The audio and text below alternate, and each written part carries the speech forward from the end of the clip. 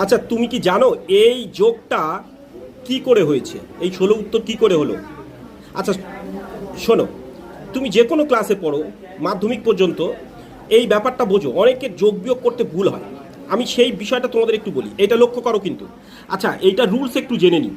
প্রথমত হচ্ছে একটু গুণের চিহ্নগুলোর রুলস তোমরা সবাই জানো, আর আমি তোমাদের শুধু একটা এক্সট্রা বলবো যে প্লাসটাকে মনে করো ছেলে আর মাইনাসটাকে মনে করো মেয়ে। ভালো করে বুঝে নাও, প্লাসটাকে মনে করো ছেলে আর মাইনাসটাকে মনে করো মেয়ে, তাহলে তোমার বুঝতে সুবিধা হবে। আর যোগ বিয়োগ করার সময় কিন্তু শুধু যোগ বিয়োগ করার সময় এই রুলস, যে যদি চিহ্ন একই হয় তাহলে বাড়বে আর তাদের চিহ্ন বসবে। যেমন চিহ্ন যদি একই হয় তাহলে বাড়বে, আর চিহ্ন যদি আলাদা হয় তাহলে কমবে, আর যারা বেশি তাদের চিহ্ন বসবে। এই রুলস কিন্তু। তাহলে আমি এখানে একটা উদাহরণ দিয়েছি, যেমন একই চিহ্ন একই, দেখো +3 +4, তাহলে চিহ্ন তো একই। এর এর ছেলে 3টে, এখানে ছেলে 4টে, চিহ্ন একই হলে তাদের চিহ্ন বসবে। আর কি হলো, 4 আর 3 যোগ করলে 7। কিন্তু এইখানে শোনো, এও মেয়ে 3টে, এখানে হচ্ছে মানে 4টে, এখানে মেয়ে, তার চিহ্ন তো একই, তাহলে এটা বাড়বে। তাহলে 4 আর 3 7, কিন্তু মাইনাস হয়েছে। কিন্তু ভুল করো না, এখানে মাইনাসে মাইনাসে প্লাস নয়, কিন্তু ওটা গুণের সময়, এটা শুধু যোগের সময়, মনে রেখো। যোগের সময় ওরকম হয় না, মাইনাসে মাইনাসে প্লাস হয় না, তাই চিহ্ন তাদের বসে যাবে একই যদি থাকে। যেমন এখানে একটু আলাদা, মেয়ে 5টা, ছেলে 10টা, আলাদা, তাহলে কমবে।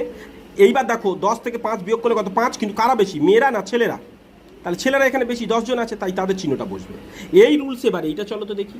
দেখো এখানে +7 আর 27 আছে, তাহলে সেটা বসিয়ে নিলাম বন্ধনী তুলে দিয়ে।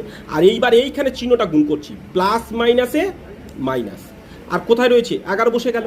তাহলে এই গুণটা করার জন্য আমি এই চিহ্নটা তোমাদের মনে রাখতে বলেছিলাম। তাহলে প্লাস মাইনাসে মাইনাস 11। এইবার বলো চিহ্ন একই না আলাদা?